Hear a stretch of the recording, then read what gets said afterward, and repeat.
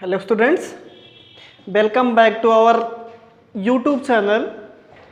This is Vivek Mishra, your physics teacher, and we are reading our second chapter of physics class 12th. Our chapter is electric potential and capacitance.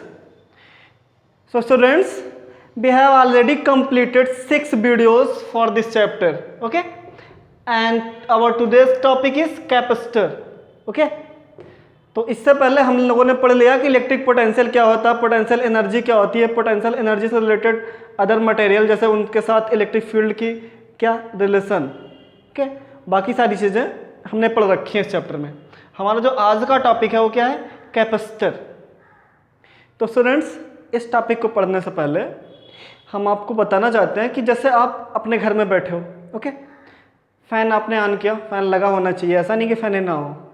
तो fan आपने on किया, जैसे ही switch on किया वैसे ही fan rotate करना चालू कर देता है, ओके? और कभी कभी आपका फैन स्लो रोटेट करता है. और अगर आप उस टाइम पे किसी मैकेनिक के पास जाते हो या किसी वो जो फैन रिपेयर सेंटर होता है वहाँ पे जाते हो तो वो आपको बताता है कि आपके फ़ैन का कंडेंसर थोड़ा गड़बड़ हो गया. सुना आपने ऐसा, ये वर्ड सुना है, कंडेंसर? तो कंडेंसर जो कहता है कि आपका कंडेंसर गड़बड़ हो गया जिसके कारण ये इसकी चार्ज होल्डिंग कैपेसिटी कम हो गई है और ये थोड़ा स्लो रोटेट कर रहा है.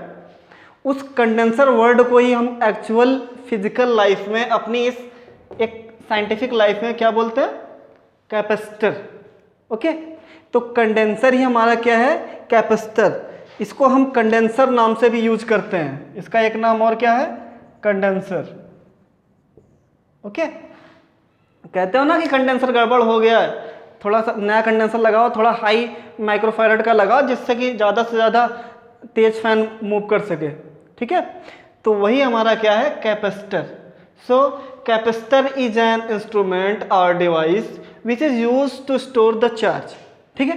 कहने का मतलब एक ऐसी डिवाइस जो कि चार्ज को क्या कर लेती हो, स्टोर कर लेती हो, उसे ही हम कैपेसिटर कहते हैं और कंडेंसर कहते हैं, ठीक है? कहने का मतलब किसी भी बॉडी का जितना से ज़्यादा, किसी भी इलेक्ट्रिकल बॉडी है, इलेक्ट्रिकल अप्लायंस है, उसमें जितना ज़्यादा हम पोटेंशियल वो करेंगे, उसको अप्लाई करेंगे, चार्ज की कैपेसिटी ज़्यादा से ज़्यादा होगी और ज़्यादा से ज़्यादा तेज रोटेट करेगा, ओके?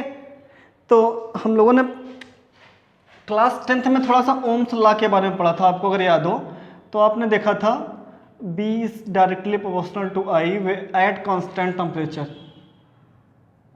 ठीक है? अगर टेम्परेचर कांस्टेंट कर दिया जाए उसके बाद अगर हम किसी भी सर्किट में करंट बढ़ाएं तो उसका पोटेंशियल बढ़ता है या पोटेंशियल बढ़ाएं तो उसका करंट बढ़ता है. दोनों एक दूसरे के डायरेक्टली प्रोपोर्शनल में होते हैं, पढ़ा था आपने. और उसके बाद इस डायरेक्टली प्रोपोर्शनल को हटा के एक कांस्टेंट लेते थे, रेजिस्टेंस. ये रजिस्टर का कांस्टेंट होता था, रेजिस्टेंस बोलते थे इसे, याद है?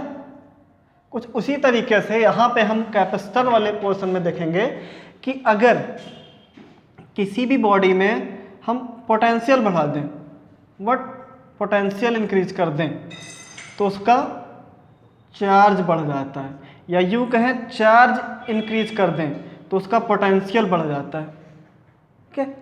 इन दोनों एट कांस्टेंट टेम्परेचर, याद रखिएगा, टेम्परेचर को कांस्टेंट मान के. अगर नॉर्मली क्या है, टेम्परेचर कांस्टेंट है, उसके बाद अगर हम किसी भी इलेक्ट्रिकल अप्लायंस में उस पर अप्लाइड पोटेंशियल बढ़ा दें, ठीक है, वोल्टेज उसका बढ़ा दें तो उसका चार्ज क्या होता है, इंक्रीज कर जाता है. या चार्ज बढ़ा दें तो उसका पोटेंशियल क्या होता है, इंक्रीज कर जाता है. इट मीन्स कि दोनों एक दूसरे के डायरेक्टली प्रोपोर्शनल में होते हैं. और इस डायरेक्टली प्रोपोर्शनल को हटा के हम एक वैल्यू लेते हैं, ठीक है? हमारी वैल्यू क्या है, C, ठीक?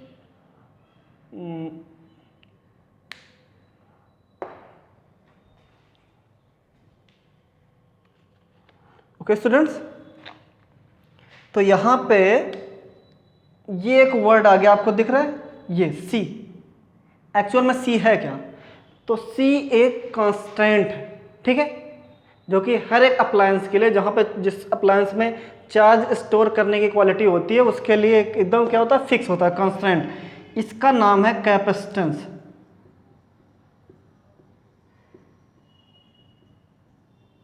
ठीक है?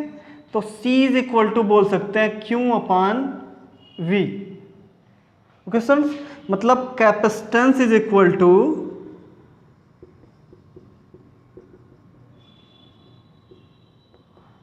Charge upon potential.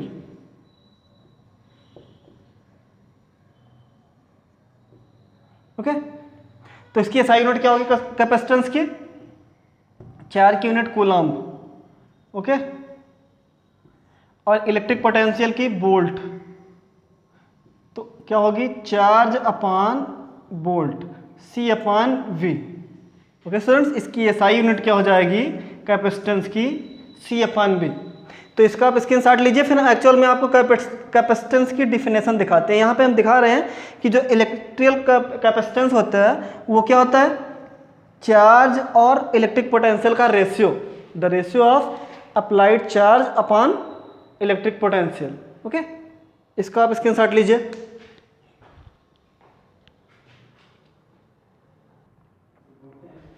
तो स्टूडेंट्स, यहां पे हम देख रहे हैं कैपेसिटेंस क्या होता है? The ratio of charge given to the conductor to the potential developed in the conductor. The ratio of charge and electric potential, यही मैंने आपको बताया था ना। तो इसको हम लिख सकते हैं क्या? Capacitance equal to charge upon electric potential.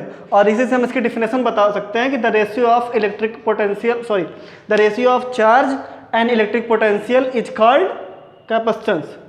Okay, इसकी एसआई यूनिट क्या होती है? तो इसकी एसआई यूनिट हमने यहाँ पे बता दिया क्या? ऊपर चार्ज, नीचे इलेक्ट्रिक पोटेंशियल, तो चार्ज का कूलम्ब, इलेक्ट्रिक पोटेंशियल का वोल्ट, तो क्या हो जाएगा? कूलम्ब पर वोल्ट या कूलम्ब अपॉन वोल्ट। इसे कहते हैं farad. It's SI unit is coulomb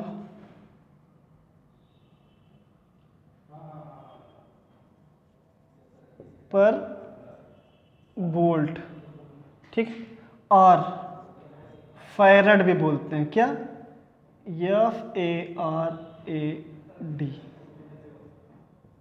okay, means 1 farad is equal to 1 coulomb upon 1 volt, ये याद रखिएगा आप।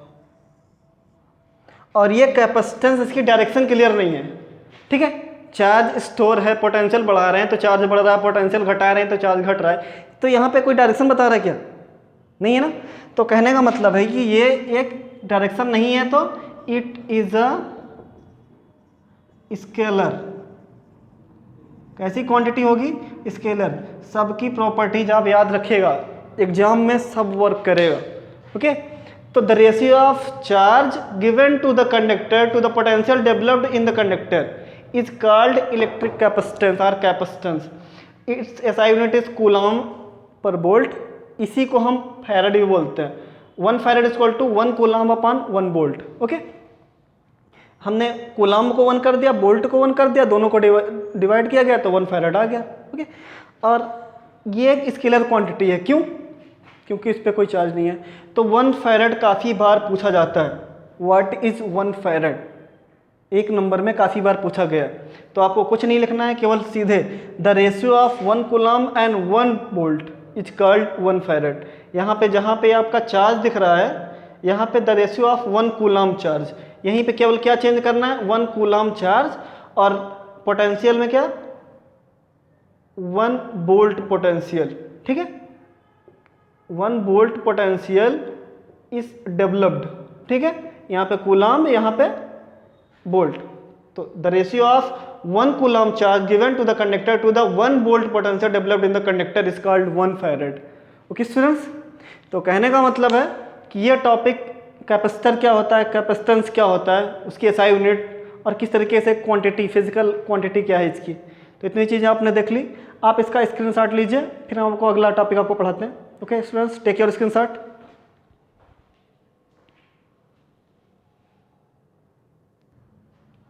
तो स्टूडेंट्स, हमारा नया टॉपिक है capacitance of spherical capacitor. Spherical capacitor means एक ऐसा कैपेसिटर है जिसका जो वो क्या है, दिखता किस तरीके से कि स्फेयर टाइप का, कुछ इस तरीके से। ड्राइंग अच्छी नहीं है इसलिए टेंशन ना लियो, अपनी अच्छी बना लियो। ओके, ये एक स्फेयर है, स्फेरिकल कैपेसिटर। ठीक है, लेट करते हैं कि इसके सेंटर पे एक प्लस चार्ज है, प्लस क्यू चार्ज। ओके, और सेंटर से सर्कमफेरेंस तक की जो डिस्टेंस है वो आर है, और इस पॉइंट पे, इस पॉइंट ए पे हमारा जो पोटेंशियल है वो क्या है, वी है। ओके, तो लेट हमने क्या क्या किया, late plus Q charge is in the spherical capacitor. Okay, and radius is equal to r. ठीक है, डिस्टेंस रेडियस कितनी, r। तो स्टूडेंट्स इसमें इसका कैपेसिटेंस कितना हो जाएगा, इसके अंदर चार्ज स्टोर करने की जो क्वालिटी है, ये जो चार्ज लगा रहा है पॉजिटिव है तो बाहर की तरफ लगाएगा, ये पॉजिटिव चार्ज जो बाहर की तरफ लगा रहा है, ये चार्ज से इसका कैपेसिटेंस कितना होगा, C is equal to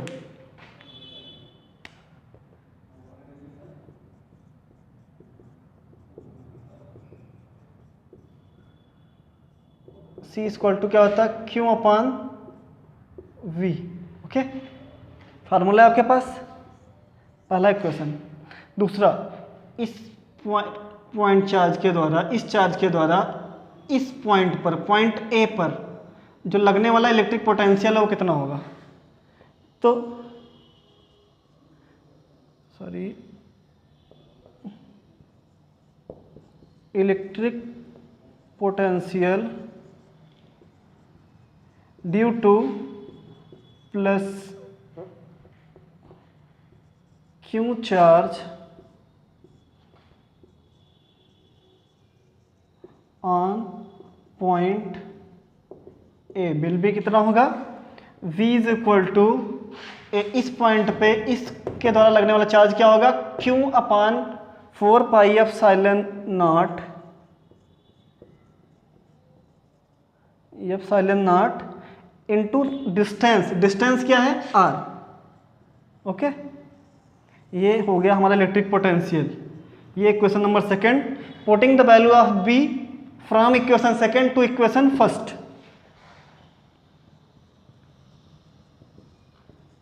Putting the value of V from equation second to equation first, इसकी वैल्यू ले जाके इसमें रखेंगे इक्वेशन फर्स्ट में, तो C इज इक्वल टू कितना हो जाएगा स्टूडेंट्स, Q अपान B की वैल्यू रखो, Q upon 4 pi epsilon 0 into R, ये सबसे ऊपर चला जाएगा।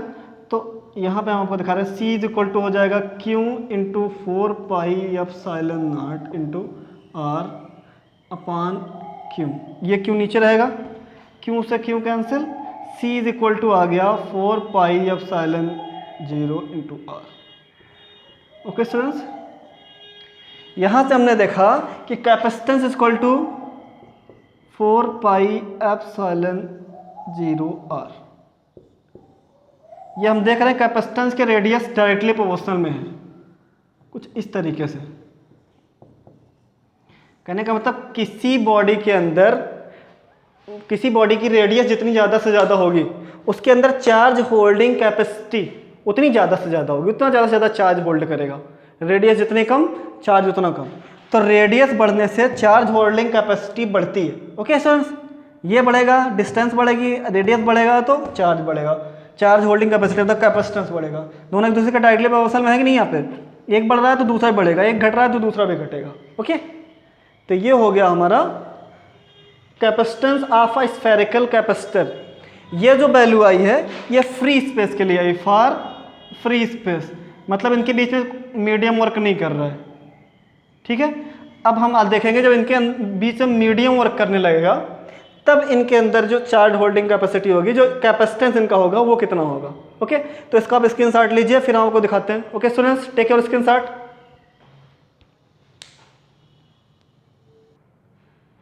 तो स्टूडेंट्स ये तो हमारा कैपेसिटेंस हो गया था फ्री स्पेस के लिए। फ्री स्पेस के लिए हमारा कैपेसिटेंस कितना था, C इक्वल टू 4πε0 r।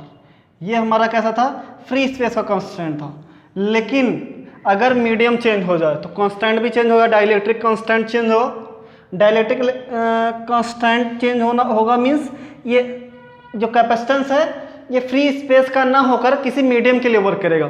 तो जब किसी मीडियम के लिए वर्क करेगा तो मीडियम ऑफ कैपेसिटेंस CM क्या है, ये medium of capacitance is equal to होगा 4πε0m।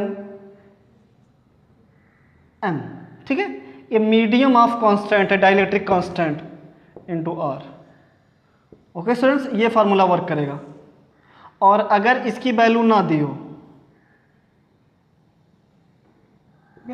तो कैसा निकालते हैं, डाइलेक्ट्रिक कांस्टेंट होता क्या है, dielectric constant is defined as the ratio of capacitor in medium this to the capacitance in free space. इस मीडियम की बात कर रहा, मतलब K इज इक्वल टू आपका हो जाएगा constant K is equal to, ठीक है, क्या capacitance in medium EM upon ε0, ε m upon ε0। ठीक, तो यहां से ε m की जगह पे से हम क्रॉस मल्टीप्लाई करके लिखवा सकते हैं ε0 इंटू के या ε0 इंटू के। हमने कहा था दोनों इसको लिख सकते हैं। ओके, तो कहने का मतलब जो कांस्टेंट मीडियम का जो कांस्टेंट है, ठीक है, ε m, इसकी जगह पे हम ε0 के लिख सकते हैं। तो यहाँ पे अगर हम लिखना चाहें तो CM इज इक्वल टू हो जाएगा EM की जगह पे ε0 के इंटू r। ये K है आपका। ओके स्टूडेंट्स, यहाँ पे ये क्या है, मीडियम का कैपेसिटेंस है।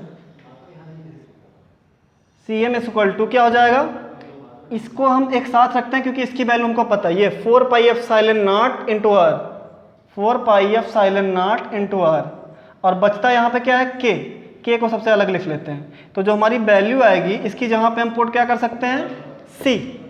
तो CM इज इक्वल टू हो जाएगा K इंटू C। ठीक है, मतलब कैपेसिटेंस ऑफ मीडियम, किसी मीडियम का कैपेसिटेंस के साथ अगर हमको नॉर्मल कैपेसिटेंस का रिलेशन शो करना है तो क्या होगा, CM is equal to K dot C या मल्टीप्लाई बाई C। तो यहाँ पे K की वैल्यू आएगी K is equal to CM upon C। Okay students, ये हमारा हो गया कि अगर जो डाइलेक्ट्रिक कांस्टेंट है, कहने का मतलब जो हमारा कैपेसिटेंस है वो किसी फ्री स्पेस के लिए वर्क ना करके किसी मीडियम के लिए वर्क कर रहा होगा, तब ये फार्मूला यूज करेंगे। ओके स्टूडेंट्स, तो take your screenshot for the medium of capacitance. ठीक है, जब कैपेसिटेंस किसी मीडियम के लिए वर्क कर रहा होगा। इसके बाद हम आपको अर्थ की कैपेसिटी निकालना दिखाएंगे। Okay, take your screenshot. तो स्टूडेंट्स, यहाँ पे हम देखेंगे कैपेसिटी ऑफ अर्थ कैसे फाइंड करते हैं। हमको पता है कि अर्थ किस तरीके के हैं, एक स्फेरिकल शेप में है। ओके, जिसके बारे में भी हमने कैपेसिटी ऑफ स्फेरिकल शेप का आपको बताया था, उसकी कैपेसिटी, उसका कैपेसिटेंस किस तरीके से निकालते हैं। सेंटर से यहाँ से सर्कमफेरेंस की जो डिस्टेंस मानी गई है वो कितनी है, ये रेडियस जो हमारी है वो मानी गई है 6400 किलोमीटर।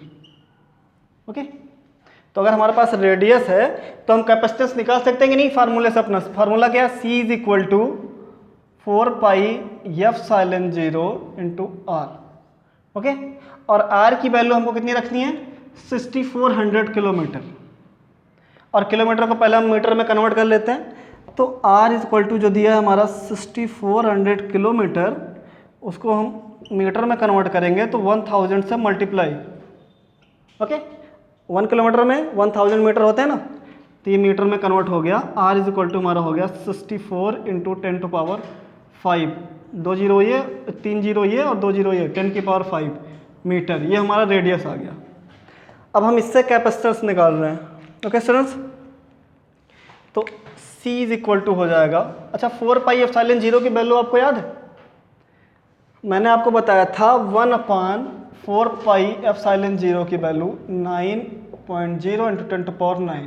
ओके, तो अगर 4 पाई एप्सिलॉन 0 की वैल्यू निकालनी है तो इसको अपान 1 करके क्रॉस मल्टीप्लाई करवा दीजिए। 4 पाई एप्सिलॉन 0 इंटू ये हो जाएगा 9.0 इंटू 10⁹ इक्वल टू 1, और 4 पाई एप्सिलॉन 0 की वैल्यू आपकी आ जाएगी 1/9.0 इंटू 10⁹ ये। ओके, तो ये वैल्यू हम यहाँ पे पुट करते हैं तो आ जाएगा हमारा 1/9.0 into 10⁹ multiply by R. R क्या है 64 इंटू 10⁵ मीटर।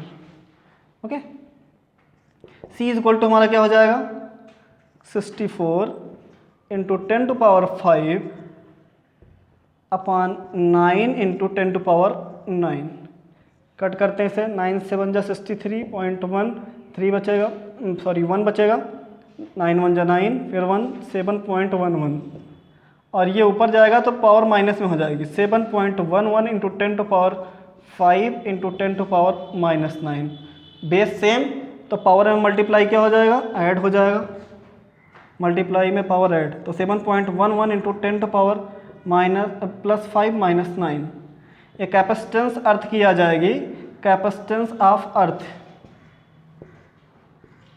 ये आ जाएगी हमारी 7.11 इंटू 10⁻⁻4 फैरड। कैपेसिटेंस किस में आएगा, फैरड में। तो स्टूडेंट्स आपने देख लिया कि हम अर्थ की कैपेसिटी, अर्थ का कैपेसिटेंस किस तरीके से निकालते हैं। इसी तरीके से हम कैपेसिटेंस और कैपेसिटर से रिलेटेड न्यूमेरिकल सॉल्व करेंगे। तो उम्मीद करता हूँ आपको आज का वीडियो समझ में आ गया होगा, और अगर आज का वीडियो समझ में आ गया हो तो वीडियो के नीचे लाइक ज़रूर करें, और अगर अभी तक आपने हमारा चैनल सब्सक्राइब नहीं किया है तो चैनल को सब्सक्राइब करें, जिससे पीछे की वीडियो आप तक आसानी से पहुंच सके। तो मिलते हैं अपने अगली वीडियो में एक नए टॉपिक के साथ, तब तक के लिए बाय बाय, थैंक यू।